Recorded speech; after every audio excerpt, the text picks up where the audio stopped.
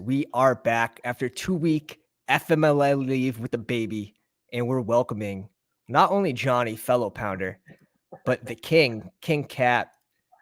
Welcome. Unbelievable story, unbelievable lineup, the perfect timing on every single pick. And once we get into this lineup, the fact that you didn't have Josh Jacobs and you scored the most points weeks 1 to 14 in Best Ball Mania against 451,000 other lineups is insane. Hail to the King, absolutely baby. Insane. Oh, it's insane. It was staggered perfectly, but all the running backs went off at different times. It's unbelievable because they had to have. Like, you had to have had the perfect mix in order to outscore those Josh Jacobs squads. Let's show the people what $1 million looks like. I mean, it looks like perfection. I mean, the Davis Mills is just there. He's just there. Like, he claimed his Super Bowl ring as the backup quarterback. Like, just so clean. So Miles Sanders. So this was a 0 RB build because Sanders went in what round last year? Eighth round. Yeah, so that's definitely what I. Is that the strategy you generally roll with, or is that would you kind of mess around? I was doing it a lot last year. I was doing 0 RB a lot. Yeah, I'm a believer. I truly at this point in the NFL, I'm a believer in the 0 RB strategy. Definitely, but I think it's going to change the landscape though, because now you don't have these late guys. You don't have that Jamal Williams going super late. Like right now, we can take those running back shots and chances, and we see those ADPs even climbing. But we'll get into that further. The biggest thing for me is the opportunity cost of running backs, like where the touches just aren't there like they used to be. And of course, you have your Derrick Henrys and you have your Josh Jacobs, but for the most part, people are splitting carries. You're getting 12, 15 carries a game. So do you really want to go first, second round pick on that? You know, right. Quick shout out to Ben, another Ben May, Peanut Butter, Fancy Dysfunctional, J Fresh, Jason, Randstan, C Dylan, J5704. Welcome, Eric B. Welcome. If you just want to touch on, so you said 0 RB was your strategy last year. Clearly, you smoked. I mean, every single pick besides 18th round Chris Evans, which doesn't really hurt you here when you smash every other pick. We might have lost him. He's frozen. Let's see. Chris Evans just hacked into his internet and he struck him down. Not Captain America, Chris Evans. Even moving on to like wide receivers like Devontae Adams, AJ Brown, Jalen Waddle, Amon-Ra, St. Brown. Like those four are absolute smashes, which is so unbelievable. You can't really get too much better. And then if you round it out with Garrett Wilson as your fifth, I mean, you're talking. He got hot late. And Zay Jones was a fantastic value where he was going. Yeah. So a little bit of background until we can get him back on the stream. The King? King, $1 million internet. We got to bump it up. To maybe I got to see couple more internet connection, my man. But it is super interesting that he went Jalen Hurts. He goes Joe Burrow, but he fell in ADP. And I'm interested. He's back. Give me the thumbs up if you're ready to come back in. Someone struck you down. I don't know if it was Elon Musk. I'm at an Airbnb. I'm traveling right now, so if it goes out again, I'll switch to my phone. On the road, no spending that million. My fault, boys. Living it up. So, what I'm curious about is how deep did this lineup go? You obviously moved on to week 15, number 1 lineup. Sure. Did you make it on to week 16? He's frozen again. He's frozen again. Airbnb. Is he out with you, Johnny? That's is he in Maine with you? Yeah, he's hanging out up here with me. That's a 1 star in the Airbnb right there. Is he in the woods? All right, everyone get on this Airbnb. We need to give it 2 stars. That's it. No, it's hilarious. Someone's got to do something about this Airbnb. Keep it flowing. But I know he told me earlier that speeds. Evan Ingram scored, I think, 15 or 16 points on Kelsey's bye week, which had a huge thing to do with him competing with this. No Josh Jacobs, finishes RB1, obviously was an extreme value. So nuts. Yeah, and having Burrow as your QB too, not too shabby, especially if you get him at that value. Right. And then Davis Mills, and this is why you don't need a third QB. Like, as you can see, I mean, Davis Mills didn't have a good year, right? But he still had weeks where he had 15 points. He still didn't spike into the lineup. So this pick was a waste, but he smashed so hard that it didn't even matter. Mm-hmm. Kenneth Walker too. I mean, this is the beauty of a 0 RB lineup when you throw some darts at the rookies like that. A guy coming out with that kind of pedigree, and you look at the systems, right? Like a guy going to Seattle behind Rashard Penny. You know, at some point that's going to hit. King, we got you back. Are we on the cell phone? I'm so sorry about this. Yeah, I'm on the phone. You're I'm chilling, so sorry dude. about this, boys. You're chilling, dude. This is the first of a couple. We're gonna gladly have you back on for some BBM content, which is gonna be so much fun, especially early in when the ADPs where we think we could take advantage at least of some risers and fallers. And yeah, what I'm curious about and what I think is an undervalued strategy is keeping track of the ADPs throughout the contest fill. So a clear example of that this year would be, let's say the Superflex Israel Abanaconda, who was going undrafted, and now he's going at pick like 150. So are you more likely to draft Israel Abanaconda right now, or would you rather kind of hedge your bet or leverage the field and go Kendre Miller, whose ADP hasn't changed as much? I mean, I'll probably do both still, right? Because like, yeah, if Izzy smashes, like you're gonna want him on those teams, but definitely lay off like way less than you would have. But I wouldn't stop taking him personally. right. Because Although, if he like, hits, I he don't know. hit. I mean, I think it's different if it's like 20 to 14 versus like 14 to 7. Like Damian Pierce went all the way to fucking 7th round last year. I stopped taking him. But if it's like 20th round to 14th round, I mean, you know what I'm saying? Right. Yeah, no doubt. Definitely. Let's start throwing time. Pull up. I'm gonna pull up. Let's pull up the. So I feel like after like the 14th round, yeah, the prices aren't that expensive for anybody. And right. I was watching, I think, like Leone's data. He was kind of showing that too. Yeah, like if you miss on a 14th rounder, it's not going to kill you, but if you hit, the positives is just exponential. Now for this tournament, a lot of people, and this has been covered multiple times, but I still think it's not gotten through enough, is we're starting 2 receivers. Like it's time to start bumping up these running backs. I can count on one hand the amount of teams I have: Jefferson, Chase, Hill, and Cup. Obviously, going QB heavy in the first round helps if you get a top 3 pick. It's insane the advantage you get. But if you don't, and you're on this back end, I'm still grabbing one QB. I don't know about you guys. I know a lot of people are trying to leverage the field, and okay, I'll go elite at the positional players, and that's okay too. But for my liking, I would rather take the chance that Dak or Deshaun finishes as QB5, which I think is in the realm of possibilities. Lamar used to fall a lot to pick 11 before the Odell. I think that gives at least a tad bit more certainty that he's going to play. You have to think that Odell reached out on a contract 1 year, like prove it deal. Like, hey, Lamar, are you going to be my QB or not? So we'll, I mean, I like to, yeah. What's been your late round strategy? And it's, of course, like when you have 120 lineups, you said? Of my strategy, I like going 0 quarterback, honestly, or max 1. Mm-hmm. I feel like some of these quarterbacks are just, their reputation is really bad, but maybe they're better than they think. Like, I know you don't like Desmond Ridder. The voice who, okay, because I do, because look where he's going.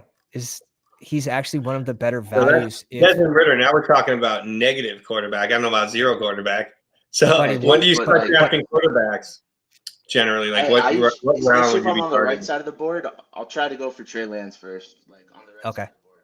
I'll push it all the way to Trey Lance and just pray he becomes a quarterback 1, and just start placing my bets on these seemingly bad quarterbacks, and just get like maximum upside for the bets compared to best ball mania. Because here I'll have like Brees Hall while they have Derek Carr. But I would you know rather that Desmond Ritter. I'd rather Desmond Ritter at 88 than Derek Carr, who's going at 40, which is where his ceiling is. He's like going as QB like 15 or 16. Like that's his ceiling. Carr's kind of proved that. Check out his PFF grades. Like he improved a lot by the end of the year. The last 2 games, he was putting up like 75 PFF grade, which is like really high. So I think some of these players, Rippy, and I don't know if you know who Jordan Palmer is. He was like the quarterback whisperer that helped Josh Allen a lot, like almost made Josh Allen. He's like big high on Desmond. Yeah, and not to mention Pitts wasn't there; he was hurt, so he's getting another weapon in Pitts. And that's another thing is that they only have 2 weapons. Like all of it's going to go to 2, and especially with Ritter. Mariota threw it around a lot, but Ritter focused on London heavy. And they brought in who? Hollins, is it? Yeah, Mac Hollins, just someone at least to spread the field a little bit could help Pitts and our man London underneath as well. But I'm expecting that's them my to strategy. hit. I don't know about you guys. One of what? When you're doing 120 lineups, you mix it up though. Your big lineup, your winning lineup, like Jalen Hurts.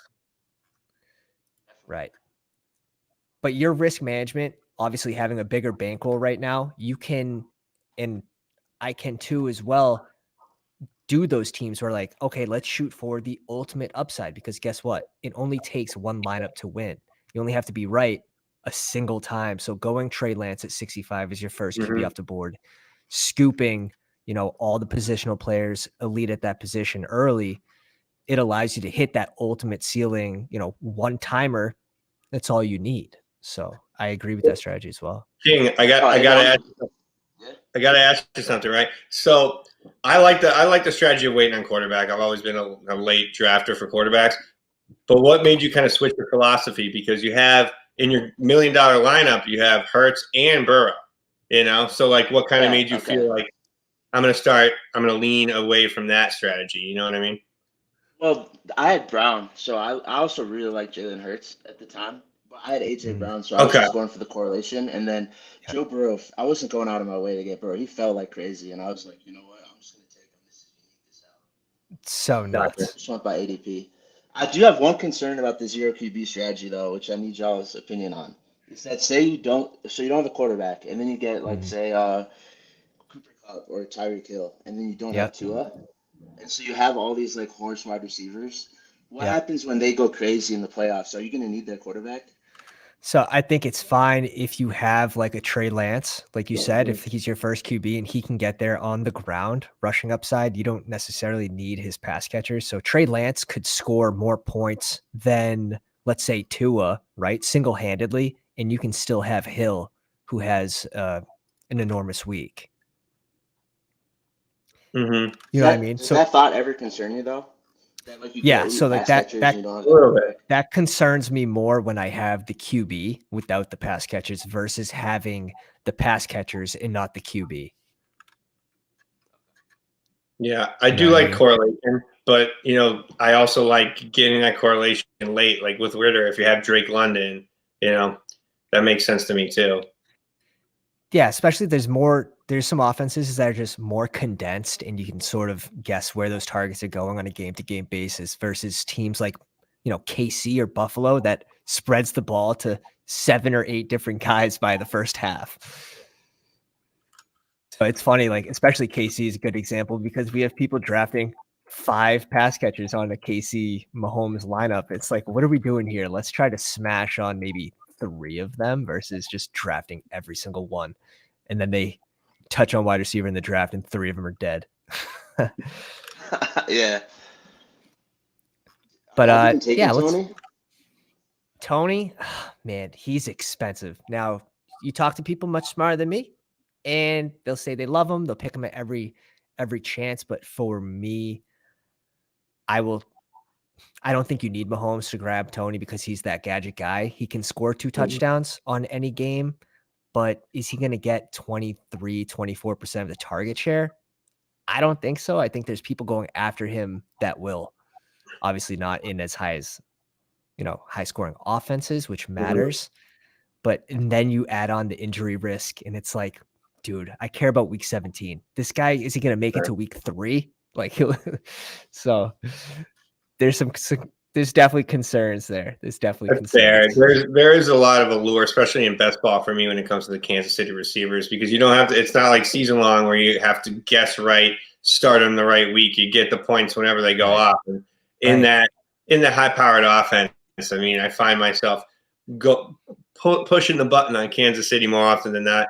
But the injury concerns are a real thing, without a doubt. But and we're not trying to guess injuries here. And does Tony give you the most upside? Like, that's where I'm still unsure because of his target. I love me some Sky Moore. I'm not gonna lie. I love me some Sky Moore. I'm invested. Mm-hmm. Heavily into MVS. I have a ton of MVS.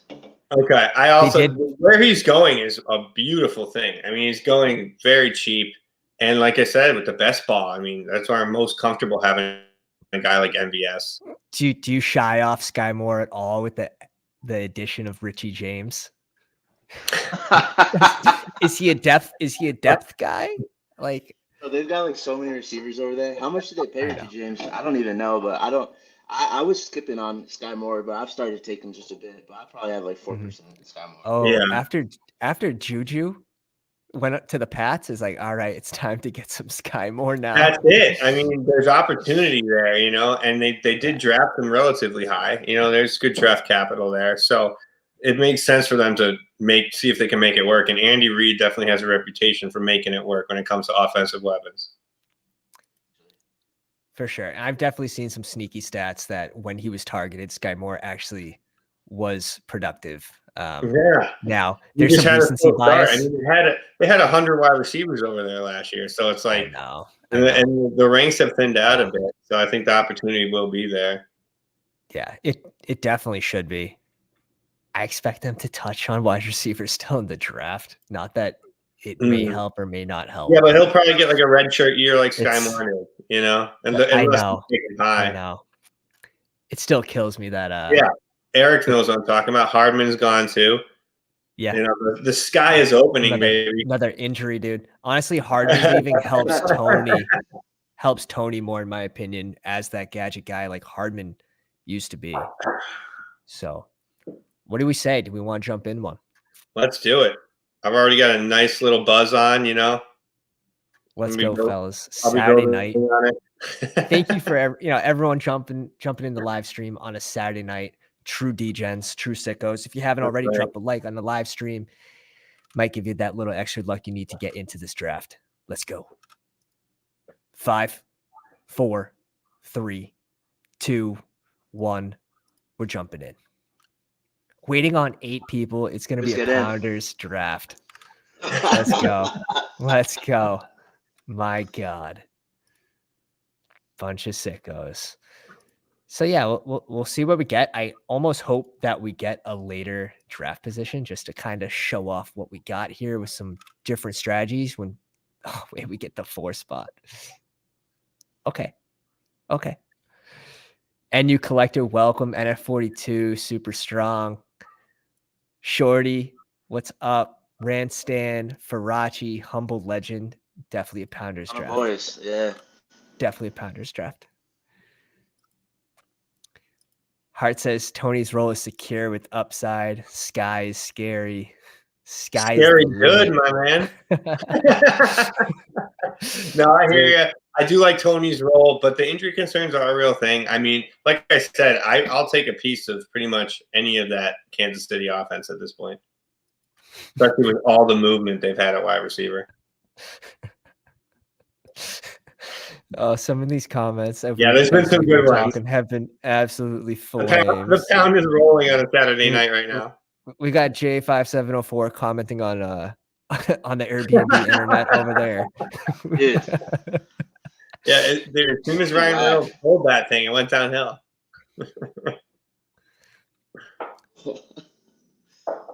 So what's weird to me is Lamar at 8, because for me, I would have Lamar ranked. And when I'm thinking of upside, it's not crazy to put him ahead of Justin Herbert with that rushing upside, single game upside. Who can score the most points? It's got to be Lamar. He's been falling. He's been falling in these best ball drafts due to the fact that he's not actually on a team. Well, I mean, he is, but I know. Is he? I know. Is he? I agree with you. For me, it's Fields here for the same I exact have reason. so much Lamar Jackson for that reason, though, because obviously he's going to play. And if he keeps falling, keep taking him. For me, this is Fields over Burrow, easy for the same reason that I'm going Lamar over Justin Herbert is that single game upside, rushing upside. Mm-hmm. Let's pull up Let's before do our it. next pick. All right, we're going Bears back. Let's pull up the exposures here real quick for the people. Obviously, we have Alec Pierce at the top. He's my guy. Don't ask me why. Yeah. Tony Pollard, 38%. You're going to see a lot of these running backs. We need to have a fantasy intervention for Pat on Alec Pierce. I'm very worried about him. Lamar Jackson, 29%. We're talking about a guy that you should only have 8.3% of on average. 1 out of 12 drafts, 29%. So I'm shooting for upside. Minshew before he'd even have an ADP to start. So I had a lot of early Minshew. Tua, I think, can finish before his ADP. Same with Tannehill. This is luck.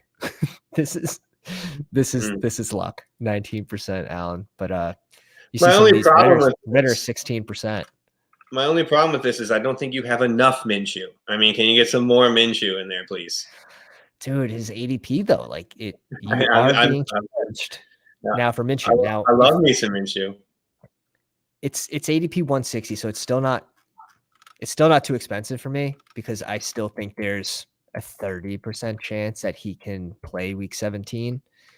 But he should be playing games this year, especially if they're going to bring in a rookie QB.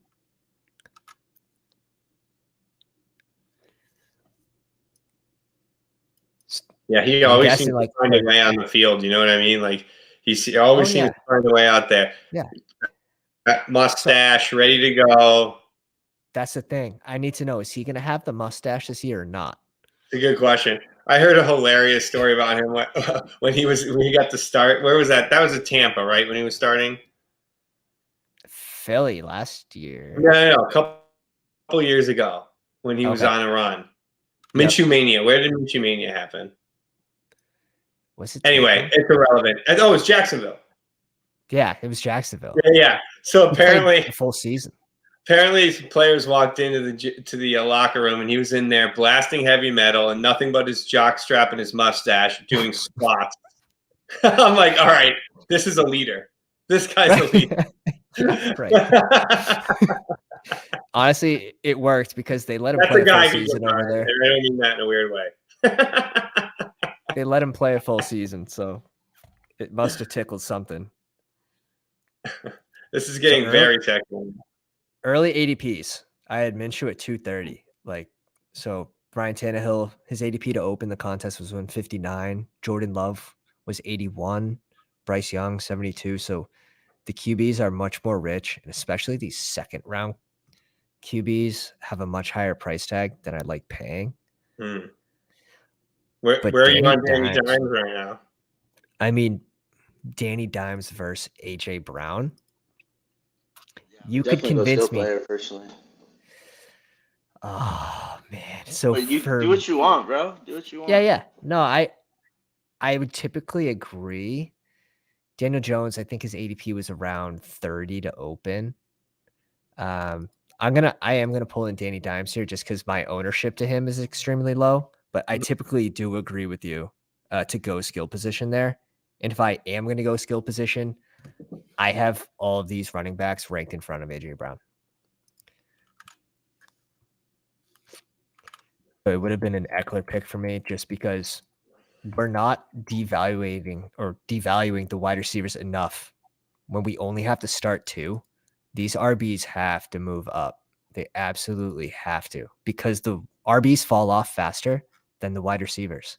You look at the RBs late when we're talking about like Gainwell, Jeff Wilson, and this is 160s, 150s. They start to really fall off with certainty after Jeff Wilson. Sure, I like Jalen Warren as an upside pick at 170, but you're being charged for P. Ryan right here at 125 when at wide receiver, it is significantly deeper at the position later in these drafts. So give me those early RBs, and I've been stressing 4 RBs by AJ Dillon. Those are my favorite builds. Following you on that, and you can just use this contest as like the way to get your exposure to, what do they call it, hero RB, or just a ton of RBs at the top. And then Right. You can draft less at the top and just have this be, because there's definitely an edge to having more running backs in this contest. Yeah, no doubt. And when we talk about Sam Sherman's article about, who's more likely to spike and it's RBs, like that article, I can't believe has been used to say, hey, like this is actually a significantly better plan to draft these RBs early. So you'll see me do this in a lot of my teams. And I don't know, when I'm done and I go through these squads and I look, is my team going to finish in the top 3? And I do go back every now and then just to check how we did, which I think is important. I'm like, I feel like I end up with pretty strong teams by doing that. So we'll see what happens. Barkley dime stack.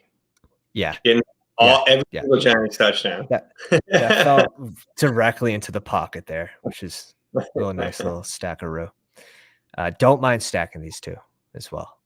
Yeah, I think it works as far as a running back quarterback stack. It could work. This one can work. Mm-hmm. Kirk goes at 26. That's actually pretty good for Kirk. He went in the 2nd round last year in a Superflex tournament. So to get him here in the 3rd, I'm cool with that. Also bringing in Eckler there. Yeah, like honestly, on the Josh Allen team at least like 40% of the time. Yes. Yeah, I agree. Let me pull up my Danny Dimes because I know it's extremely low. Yeah. You need to work on that. You got to get your dimes up. Well, the thing is, like, I don't love these 2nd round QBs unless they fall a little bit. So, like, sure, I'll take Jones here after he falls, but I'm not taking him at ADP. The QBs are just way more expensive this year. And like King said, like, he'd rather go positional there. And I 100% agree. Unless you're making exposure smooth out picks. In the Superflex, you know what I mean? Why are you trying to smooth out your portfolio and fucking it gets to a point where if I tell myself if I consistently beat the ADP and still get players that I like at a better price, it's gonna work out. it's gonna work out, right? No one did better in Superflex last year than you. No chance. No chance. No chance. Everyone did better than me. Did you get 22nd? I forgot, man, was it Vapor? Vapor tweeted at me and he had like a 40% advance rate in Superflex. And mine was strong. Like I was in the mid 30s. But 40% is impressive when you're doing, anything over 30, 40 contests. Starts to be like, oh, wow, like maybe you should do more of these. You know what I mean? King, do you ever feel like when you're not drafting, you're losing money? Just losing enjoyment of life. What about you? Honestly, it got to a point where last summer, in the middle of the summer, doing late night EV plus EV drafts, where at least one team would be auto picked, and then looking at other teams go 5 QBs, I'm like, if I'm not in a draft right now, like I'm actively losing money. And I did a lot more cash games last year than I did tournaments, and that's going to change this year. Yeah, me too. You inspired me by hitting 125K. Giants Eagles games. Yes, sir. Yes, sir. Dude, actually, like right now, I feel like I'm losing money because the Madison's definitely going to squeeze. I have a fuck ton of Madison right now, but you already see Dalvin Cook falling like 15 picks. But you can still get Madison even if you reach it, like pick 120, pick 122. So when news like this comes out and the field is finally aware that like Madison is way too cheap, I do feel like Damn. You cut out at the end there, but I definitely got the gist. Like Madison is going to be one of your favorite risers going into BBM. Is that what you're saying? Yeah. Can you hear me? Yeah, now I can. So Cook, not definite to leave, not definite to stay. If he does leave, though, do you think that Minnesota touches at RB in this deep class Oh, without in a the doubt. draft? Yeah, but Madison will be the RB1. See, my feeling is Not that sure. this is actually Madison's ceiling. Like, I think if Dalvin Cook leaves, he won't change a whole lot due to the draft. But we have time to see, because the NFL draft's going to happen and then BBM will come out.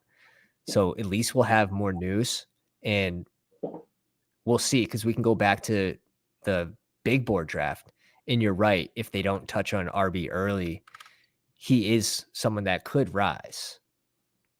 You're saying like one of the top 5 RBs they'll take, and then Madison's just going to stay at 120. Honestly, I think they could touch on RB in the second round, and still it would hurt Madison's value. Just because Madison was, in my opinion, last year, he was barely a change of pace back.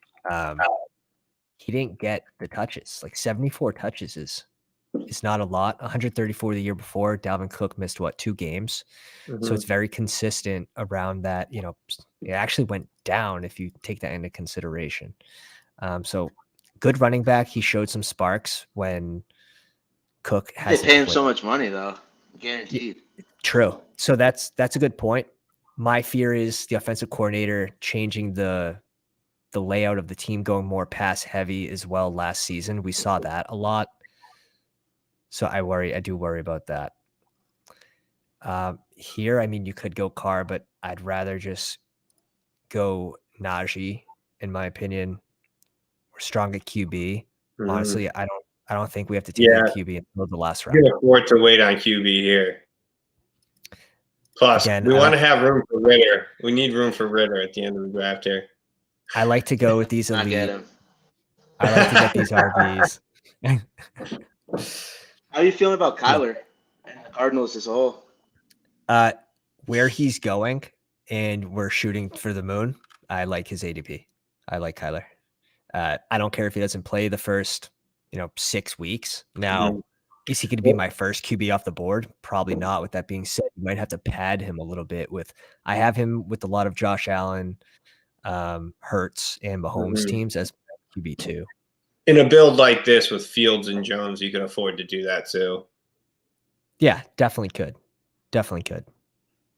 Let me see if I could find who I'm trying to find. They're signing hella QBs now. They signed Blau, and then I can't remember the other guy they just signed. It's tweaking me out. Like they're going to just full tank. Yeah. But that might. Yeah. They just paid him so much money. Why would they even tank? I know. But for upside, for week 17, week 15, week 16, week 17, I still like Kyler. Even if they do get rid of DeAndre Hopkins. Is this dude going to the Bills or what? Buffalo freed up so much money. My Diggs shares hope not. Yeah, Boston's I like what paid too.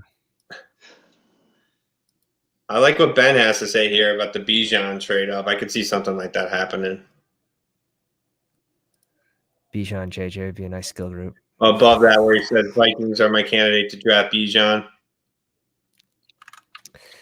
Oh yeah, I could see something like that happening.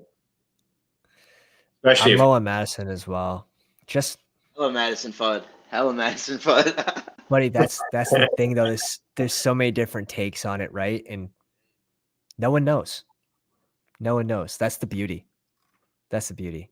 I always try to plan like as if I were the GM. What would I do? I lose Dalvin Cook. Am I okay with Madison being my RB1 for next season when I'm trying to win a Super Bowl with old man Kirk Cousins? Like, I don't know. I don't know if I could tell myself that narrative.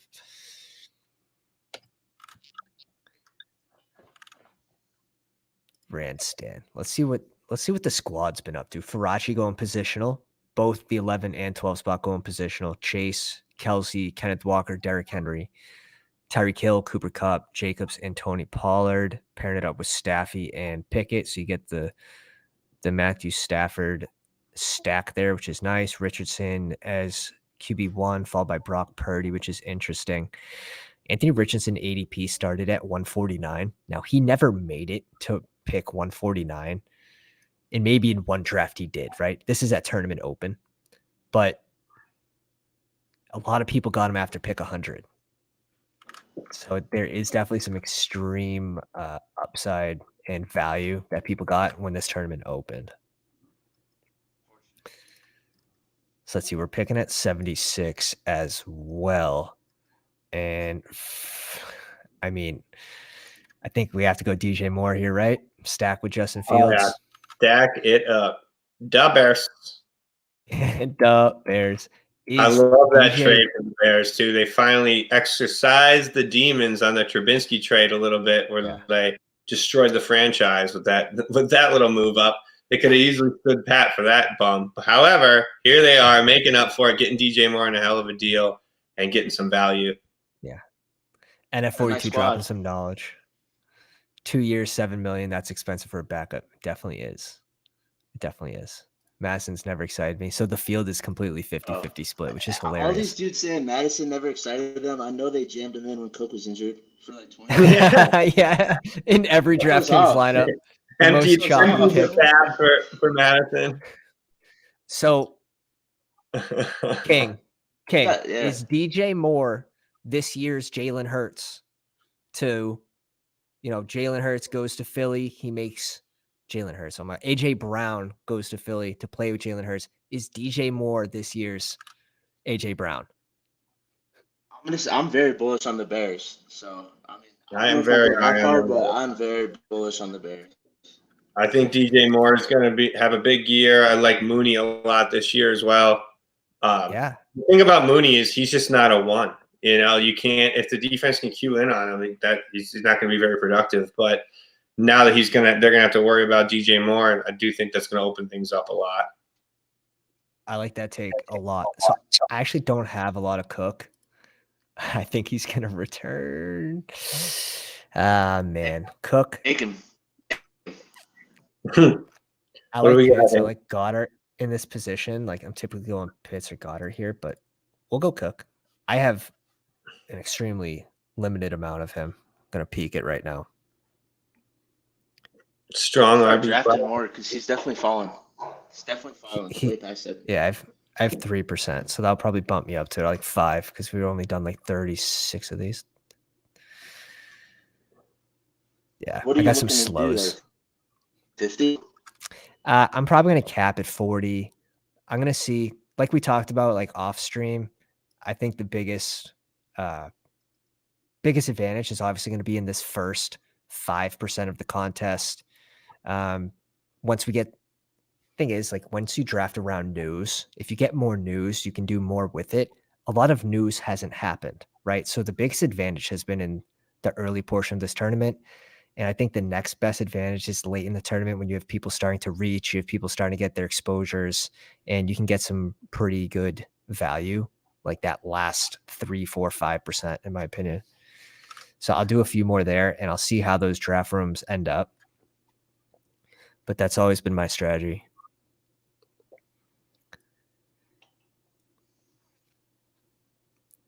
Have a lean on whether Lance is going to start or Purdy? Dude, honestly, I think Lance is going to start. Purdy had a pretty serious injury to his throwing arm. I mean, I'd be Lance really plays surprised. bad. I bet they both end up playing this year, to be honest. That wouldn't surprise me at all, but I'd be surprised if Lance, if he's ready to go, if they don't give him every opportunity to win the job. I mean, they took him first overall. Until he gets moved. Yeah. Well, to Tennessee. Yeah. No, absolutely crazy. I do think that they both play this year at some point, but is that fair to say? I don't know. Everyone saw that one throw he made on Twitter where it's like, oh, he shortened his throw by 0.08%. Like, all right, we're back on. We're back on. Give me Lance. What are we doing? There's no doubt in this tournament where he's going, there is upside, though. There's no doubt. It's a lot of massive talk going on over here in the chat. And I'd have to agree. I do not think that $3.5 million a year makes him the guy, a guaranteed number one running back. I know the King loves him some Madison, though. And far be it for me to question the King. Davis in the chat had a tweet yesterday, which I thought was great. After a steamy stream, I think it was the one Pat Corain's on, one of those like Spike Week splash play, one of those. He said, I feel like people are just playing to cash and not to win first. You know what I mean? Like kind of playing it safe to some extent. And that's why we're always talking about upside. Like who's the upside guy in this scenario? That's something we throw around a lot. And it goes back to your risk management too. When we talk about upside and the crazy things you do, like you said, you have a lot of teams where your first QB is Trey Lance. That's called shooting for the moon, for the most upside. That's not a bad thing because it only takes one lineup. Only one lineup is going to win first place money, right? So definitely an interesting tweet he had the other day. Playing best ball to min cash or to advance. Exactly. Exactly. Buddy, I know you like Ritter here, but we don't have any of the pass catchers. I know he had rushing upside in college, but it doesn't seem like they let him run the ball. You going Godwin? You going Godwin? Or I don't really like Godwin, but I do like Godwin more than I like Pickett. Until Pickens can prove that like he can actually command a target share above 20%. I just don't love where Pickens is going. If I have Kenny Pickett, I'll go George Pickens for correlation, but that's where I'm like in cash games. I think George Pickens is terrible, a terrible value at this ADP.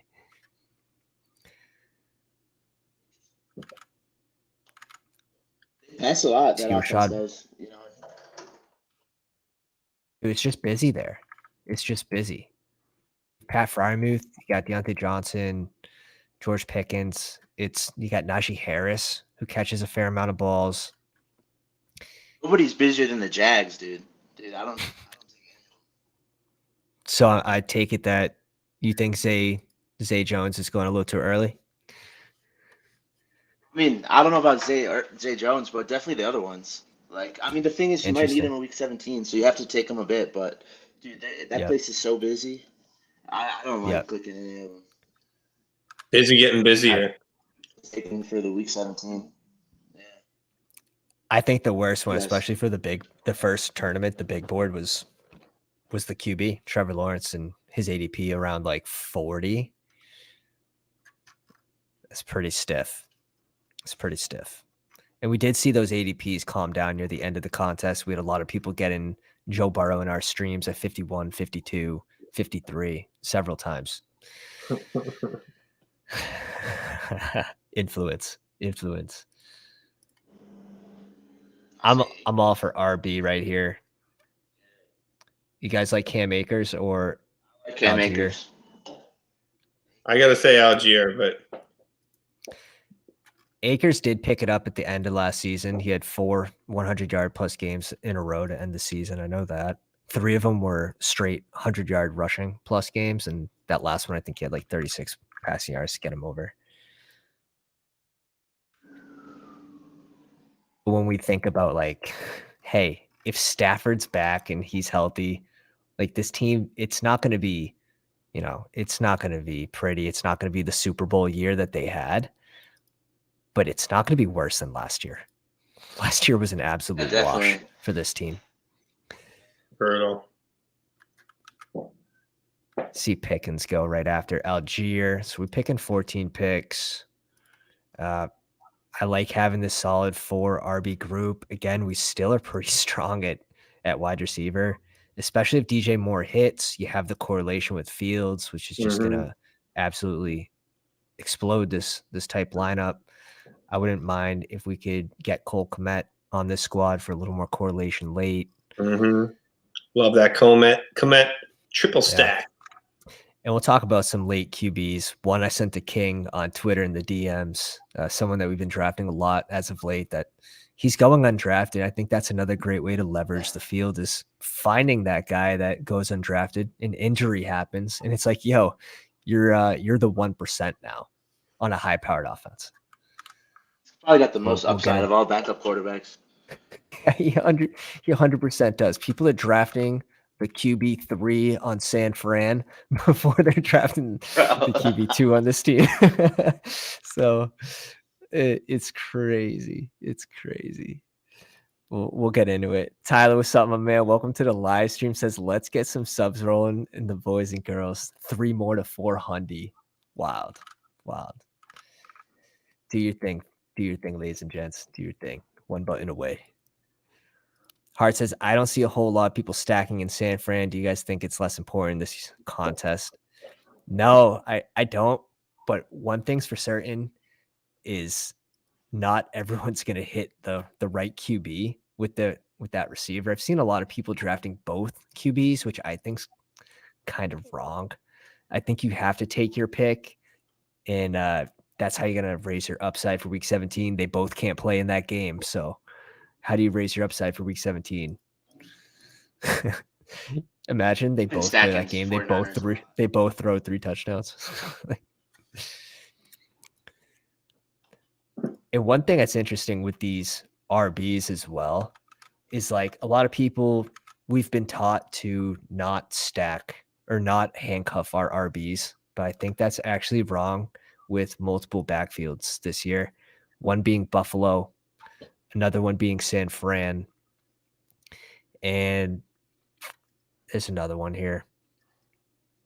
Buffalo, San Fran, Green Bay. I don't mind having both Green Bay running backs as well. Either guy can go off on any given week. Maybe the teams that have Aaron Jones, week 16, he has a terrible game, but A.J. Dillon scores the touchdowns that week. You put that Aaron Jones lineup through, Aaron Jones can definitely have the week 17 blow-up game. And I'm all about grabbing another RB here. 124. If we scroll down, like, I wanted Dotson, to be honest. I'm not big on Gabe Davis. What are your guys' thoughts on Gabe Davis? I'm not big on him at all. I'm not big on him at all. They'll draft someone, but I would have gone Levis. I like Gabe Davis more in best ball than I do in season long, that's for sure. But I'm not super high on him overall. I don't mind Levis there at all either. I think we're done at RB, in my opinion. Mm-hmm. Like, I think this 5th pick allows us to stop, and now we can draft 3 tight ends. We can go heavy at receiver. We can take a shot on a late round QB. So I do sort of like, for a roster construction standpoint, going a 5th RB here.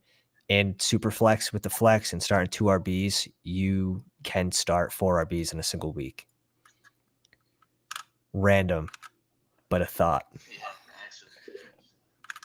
So give me the guy who I think is going to score the most points. I typically only have 4 RBs by this point, but a lot of wide receivers. You consider Herbert with our Bears, or you were just going to go Cook? You don't want too many Bears. Yeah, we definitely could have gone Herbert. I agree. Maybe we should have reached up a little bit higher and grabbed Herbert there, no doubt. When are we going to start attacking wide receiver? We're there. We're at that point. I'm getting a little antsy on the wide receiver. Like we have a good base. We still have a good base, though. Like, Godwin is a floor guy. Like, he's going to give you that weekly floor. What if this team trades away Mike Evans late? Like, Godwin's stock's going to go flying. DJ Moore, he could very easily bust, or he could have an absolute amazing year. I love the 3 that we have. I mean, for me, I like Zay Flowers out of both Quentin Johnson and Jordan Addison. I don't know where you guys are on with the rookies here. I do like Zay Flowers' talent. The question is, does he land in the desolate wasteland of New England when it comes to fantasy? And I say that as a Pats fan. I know. It would be a terrible. I think it would be a pretty bad spot for him, especially I when think they it would add be in a great Juju. pick for the Pats, but I do think it would hurt his value in fantasy for sure. I don't see them spending that much at wide receiver. I mean, they're really taking a hard, long look at him, but the fact of the matter is they'll probably take a long snapper out of Navy with their first pick. Yeah. Dude, that's pain. That's pain right there. Deserved. We deserve the pain though. Okay. But like, hey, BC. So he's right next door. Obviously, you can take a good look at him. He's a rock throw away. I mean, they brought him in. They're showing him the playbook. This could be you. Levis fall. This Levis fall is something. Yeah, Levis is falling. Thing is, I like our 2 QBs. I like our 2. Levis could sit a year. What if Levis ends up in Tampa throwing balls to Godwin? There's so many landing spots for these QBs that we're not even thinking of. Like, Levis could end up behind Kirk Cousins this season. You know what I mean? Like, there's just so many random landing spots for these guys that, like, do you think Minnesota touches on QB this season? With an aging Kirk Cousins? I think they have to. See, most of these rookies that were drafted, they're probably going to get crushed. Oh, 100%. Oh, 100%. Some of these guys we're drafting aren't even going to be on an NFL's team. Eric Gray, like this guy might not be on a roster. I've seen some crazy. Travis Dye's another one who's like not being drafted a lot here. He's got some hype behind him, but he honestly might be an undrafted like free agent on some team come after the NFL draft. Elijah Mitchell is one of my favorite picks here. I think honestly he probably has some of the most high upside as a handcuff running back as it gets on San Fran, run heavy team playing behind CMC. Another year removed from that knee injury as well.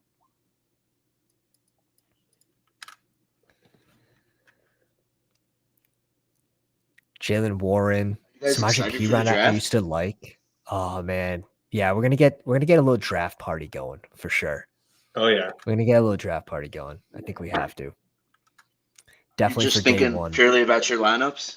Like, are you gonna be like, oh yeah. I'm gonna have the whole Excel sheet right in front of me with all my percentage, all my ownerships. I'll be like cheering or I'm gonna be booing, and that's all based off fantasy football. Like, definitely fantasy football fans first when it comes to Sundays. It's crazy. It's crazy how the game changes you. Without a doubt. 10-year-old me would be so pissed off I was sitting here cheering for a Jets player. What's your guys' thoughts on Elijah? Like, I'm definitely Elijah Moore over KJ here. How about Juju and Jacoby? I like them all. I probably like Osborne more just because of the upside if Jefferson gets hurt, but I like Elijah Moore a lot. Interesting. Yeah, I do like Osborne's situation. Plus, in a best ball situation, I mean, this is a guy that can pop off. Let's take him. I do have a theory that if they do touch it wide receiver, KJ Osborne might be going around his ceiling, but he does have that spike potential. So he is a good best ball guy. I think it's surprising that he goes after Myers, though. It depends on what wide receiver they take, too, because there has been some rumors that that they're looking at Najigma, which is a slot wide receiver, so it wouldn't affect him quite as much. It'd probably help him. It would probably help him. Arizona is so sad.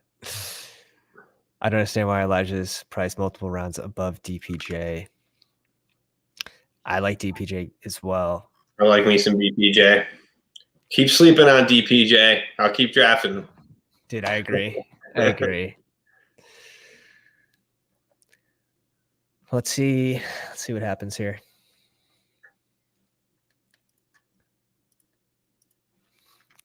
This is definitely going to be a 3 tight end team. It might have to be 4, which we'll see how ugly we get.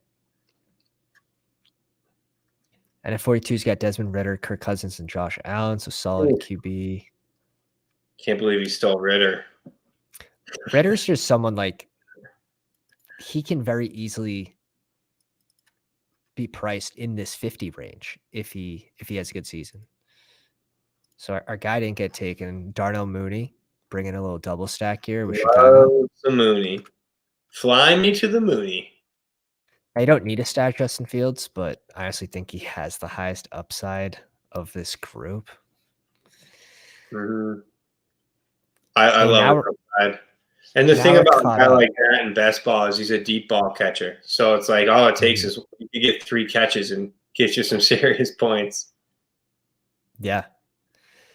King, is there someone that you're drafting late that doesn't have an ADP?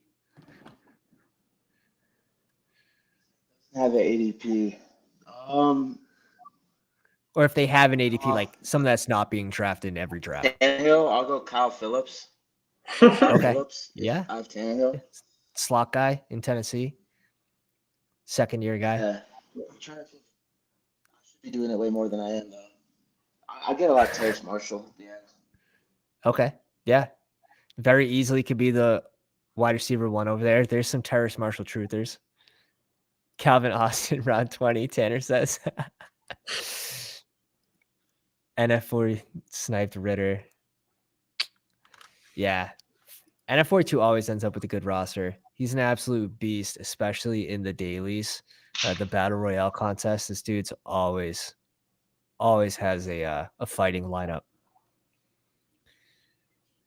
Well, he took Juju, so he knows. What was that, King? That's what I'm trying to get better at this year is the Battle Royale. The daily. That shit's hard. That shit's hard. Those are fun. They are fun. They are fun. It's a lot of, like, people don't really draft enough people that are like not being drafted. Like, was it 36 players get drafted? There's always people that spike outside of those top 36. Sure. You took one of them down, so congrats on that. Yeah, it was less than 1% of people played Russell Wilson, and for good reason. He sucked all year.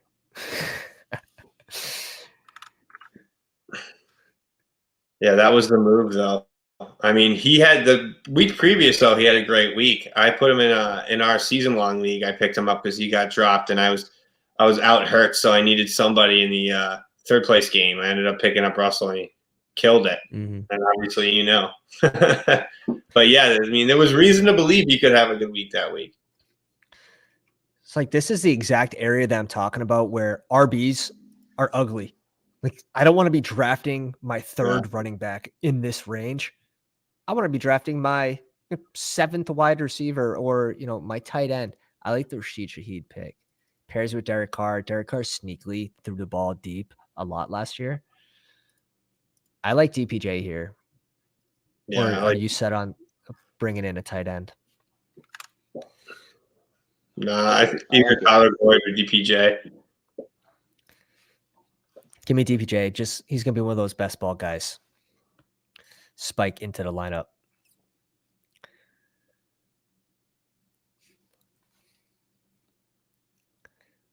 We have to bring up more controversial topics. Like the Madison talk was like, that got the chat on an uproar. We got name calling and shit. Like, very polarizing topic, Madison. It's getting spicy in the live stream. I think people took away likes for that. Like, don't talk about Madison like that, man. I have 47% of him. Levitan made a tweet about it, and I'm pretty sure that's like the number one thing that's like affecting ADP. That's one of the top topics is Madison Cook. Yeah, no doubt. So many different things can happen. So, like, talk about being able to grab your 8th wide receiver here, right? And then go 4 tight ends in a row, grab a late QB, and like, I'm happy with this team. Like, I still think it's extremely strong. And it could be a 4 tight end team. I think there is, you know, it's tougher to advance a 4 tight end team, but it does give you upside week 17 to be able to have 4. Like it negatively affects your advance rates. But 2 can start in Superflex, which is interesting. But again, when you're picking 4 late, you're not planning on 2 spiking into the lineup. Thielen goes, or I mean 3 technically could, but yeah, it's Mayer. I'd rather like go Mayer a lot. late tight end. Yeah, 100%. As our first tight end off the board, I think it kind of forces us to go 4, especially starting with the rookie, but he does have upside, and I like both of these rookies. You know, there's a lot of good landing spots on teams that need tight ends. I've been taking a lot of shots on Mayer and Kincaid. I don't know about you. Yeah, I have a good amount of Mayer as well. He's just going so late, and I like to wait on tight end. Yeah. How about you, King? I have a lot of Mayer, and I'm starting to get more Kincaid. I had a lot of Darnell Washington, and I've started lay off, but Now he had a low target share of his offense, but again, he was like the second best tight end on the team. He had a really good red zone share though, and I think that's where he could be used in an NFL offense and in half-point PPR. Touchdowns mean a lot, so I don't think it's a bad pick, especially he's like a 20th or 19th round guy. Getting him for free. Can you afford to not have Madison if he is the guy? So here's my take on Madison. Like I may be fading him, but I'm still going to have 5%, like 4 or 5%. He's not someone that you're going to want 0 of. Now, is he someone that you want 40% of? He could be, but I just based on the history of how they use him, I think they add another RB. That's just my personal take. Take it and use it into your own thesis. You know what I mean? See Tim Patrick go they've at always had 180. Cook. I don't get it. Like he goes off whenever Cook's not playing. I don't know why you think they don't like him.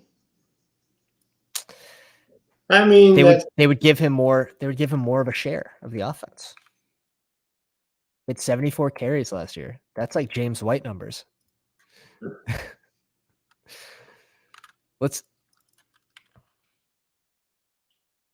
Elijah Mitchell at 45. Like, how many games did Elijah Mitchell play? He started playing football like week 12.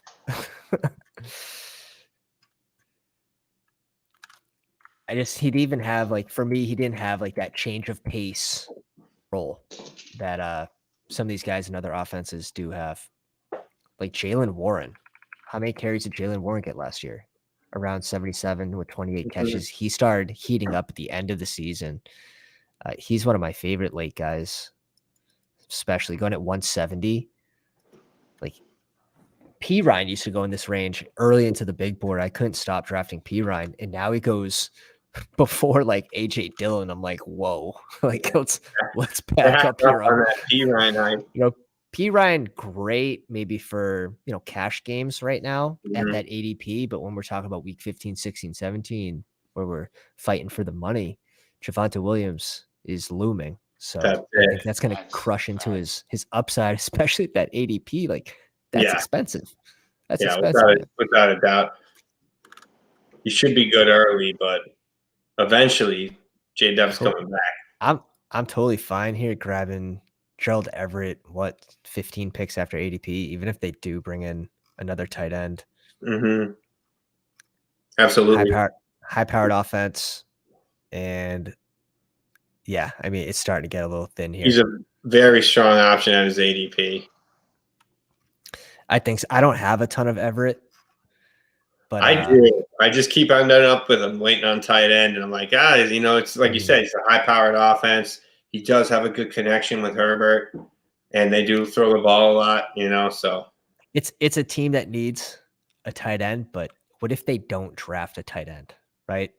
Or if they don't spend up at tight end? Now he is probably going too late, and he could be a pretty big riser for BBM. I mean, he is going very late. If they don't touch on tight end, like I think you have to put him with this Higbee range, like this 150. This 150 range.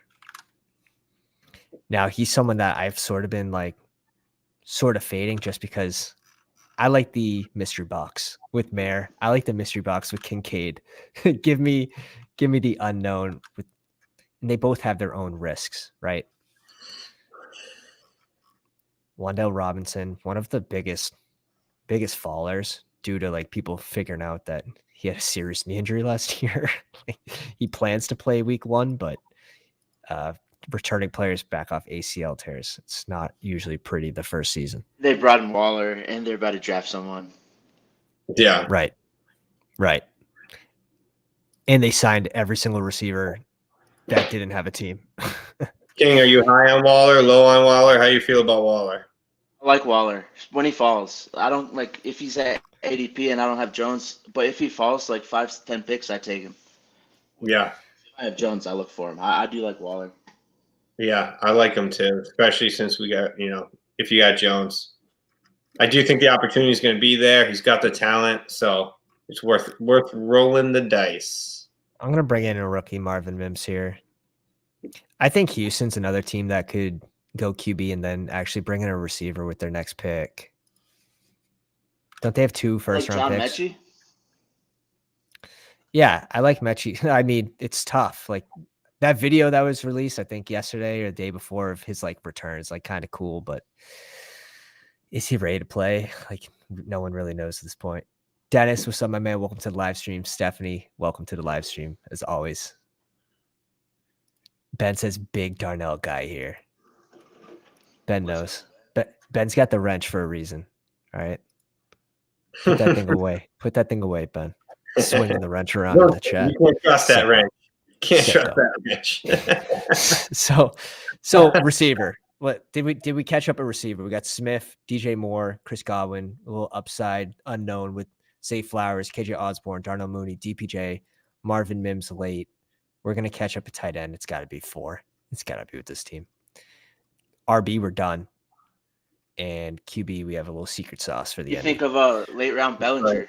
Daniel Bellinger last round. Oh man, just for like the week 17 potential correlation, maybe Waller gets hurt too. Like you could sell me. You could sell me anything. Definitely more than a maybe for Waller. Well, now that we're getting to the rounds, That's true. That's 18, true. 19, and 20, that means we need to start loading up on Patriots players.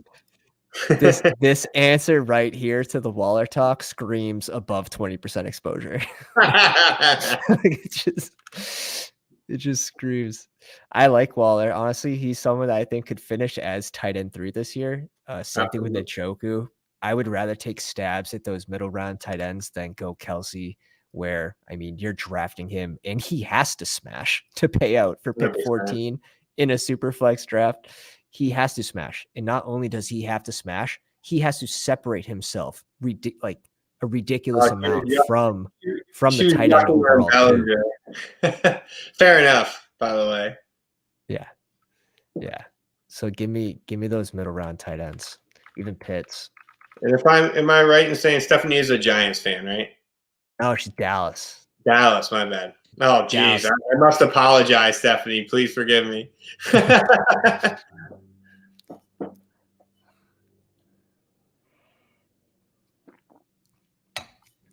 Let's see how bad the boys punish us. I'll never make that mistake again, Stephanie. I can promise you that. Thank God. We needed Hunter Henry for this team. We really did, in my opinion. Taking him more since you told me about him. I wanted 2 of these, but we'll take one and we'll shut up and be happy. Yeah, I mean, Hunter Henry, bringing in Gesicki, I think people are overreacting. It's really, it shouldn't affect his touchdown upside. I love Hunter Henry where he's going. And I know, obviously, I'm a Pats fan, so I'm biased. But the fact is, the guy catches touchdowns. And they're going to score more touchdowns in the red zone this year with the personnel that they brought in. And in a best ball situation where you're getting him, I love him as my 3rd tight end. Hell yeah. I 100% agree. 100% agree. He's free. I mean, he's basically free. Absolutely. Like, we reached up. I mean, we reached up because we needed him. But yeah, exactly. In half-point PPR touchdowns, it means a lot. It means a ton, especially when you're talking about a late tight end, I do think that under Bill O'Brien, they're going to be a much improved offense this year, especially when it comes to the tight ends. That's a specialty of Bill O'Brien. So I do believe they're going to get good production out of their tight end position this year. I agree. Bill O'Brien's a huge ad for the tight end room. Huge. He's a huge ad for Mac. He's a huge ad for the entire offense. It was an absolute joke what they tried to do last year, putting Matt Patricia calling plays. What are we doing here? I mean, yeah, it was bad. That was just that was an embarrassment. All right, so we're pulling out the secrets. We're pulling out the secret sauce here. We're going Marcus Mariota, guy that's drafted in every single draft. Jalen Hurts didn't play week 17 last year. Thank you for my puppy 4 lineup. Those in the finals. Same thing with Derrick Henry. Shout out to you.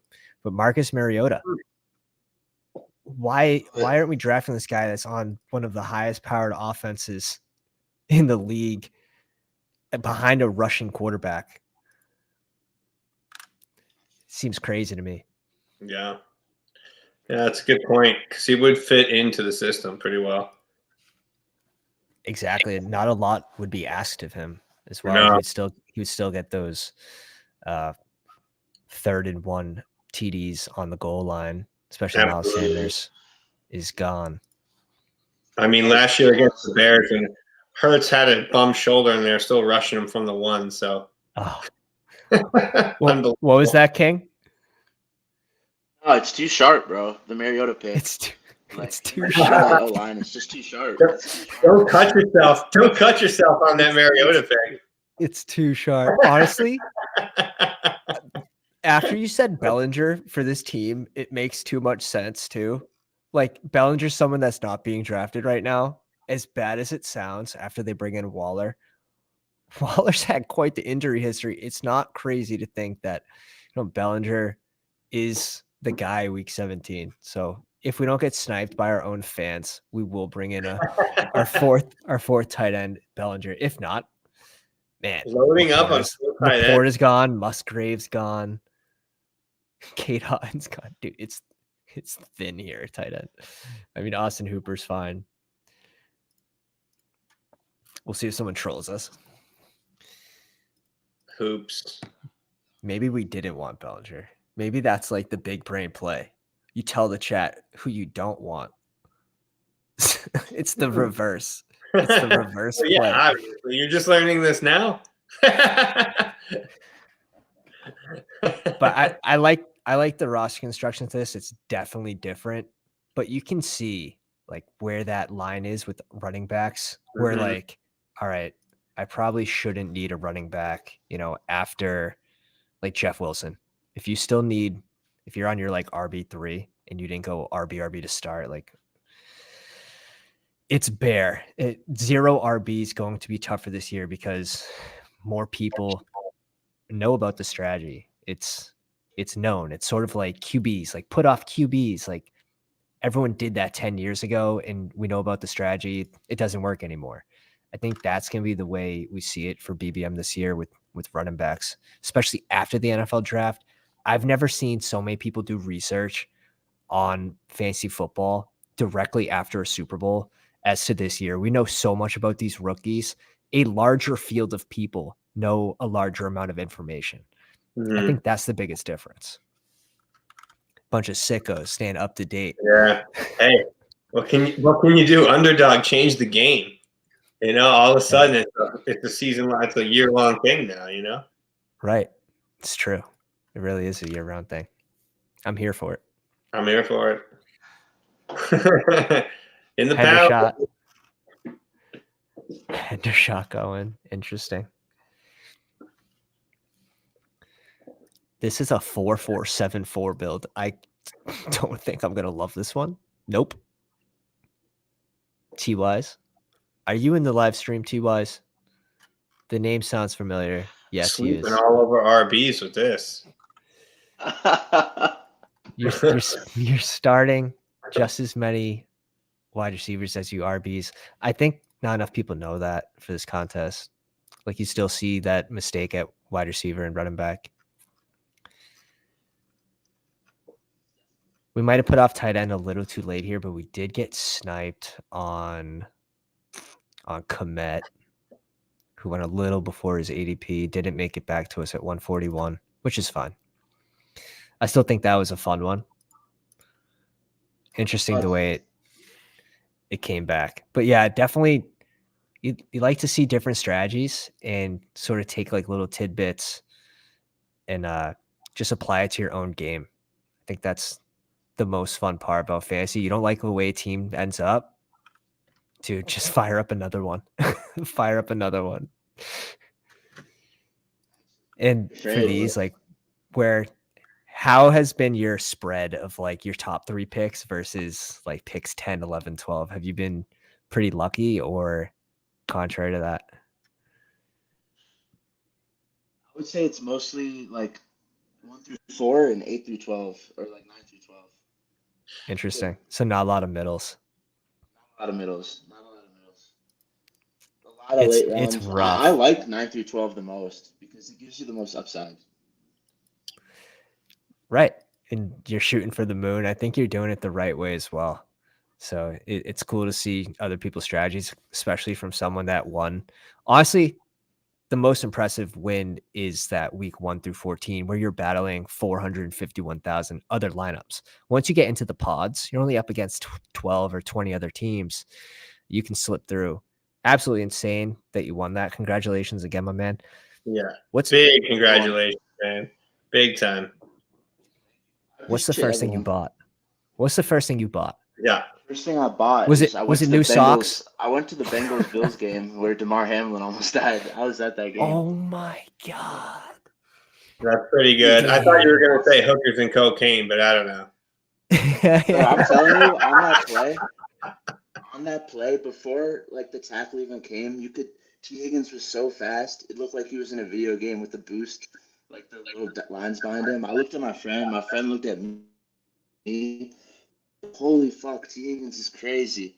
That was before like the injury happened. Like I'm telling you, he looked so fast. Damn. Like it was that play. Yeah, that was nuts, dude. So that was the first. Yeah, that's insane. That's insane that you're at that game. Crazy game to be at. It really is. Holy shit. Holy shit. Well, we're gonna have to get you back on here, especially for BBM, some strategy talk, some early strategy talk. Definitely maybe a little layout of like what your plan is. How's Father's Time going for you? Father Time's great, man. What's he? He's 13 or 12 days old today, and he's on a pretty good schedule. Like I can't complain. Like for being 12 days old. Like yeah. baby's good right now. Baby's good. Mom's good. Very doing blessed. good at night. Very blessed. Dude, I mean, mom's good about only giving me a couple elbows. You know what I mean? Like when she wakes up. I'm lucky like that too right now. I sleep through the night. She handles it. It's unbelievable. It's amazing. My brother actually just ordered a t-shirt. It said like it's the Billy Madison line. Like you're only cool if you pee your pants. Like like that is the perfect onesie. When the kid pisses his pants. He's like, you're only cool if you pee your pants. Dude, Alec Pierce's father should come on the stream for sure. It's a good point. Appreciate you coming back into the game, bro. Yeah, of course. I've been itching to get back in, so we'll get a little more consistent over the course of the summer. But these super flexes, I think the value's all gone. I really do. Unless you can find some ways to get different and leverage the field, like that Marcus Mariota pick. Maybe Hurts goes down, and he's someone that's not being drafted a lot. I still think you can find leverage there. Carson Wentz is another interesting one that's not being drafted a lot. Guys like that.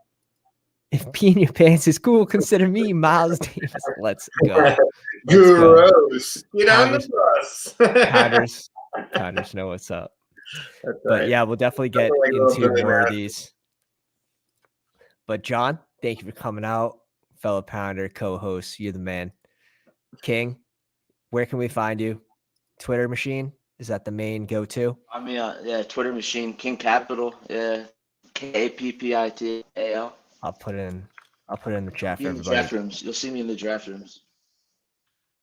King Capital. And it's ELB 240812. I'll see y'all in the draft rooms, and I'll see y'all for the Pounders next year. All right, right. man. Appreciate you guys. Everyone, have a good night. Appreciate you coming out. Pounders. Pounders.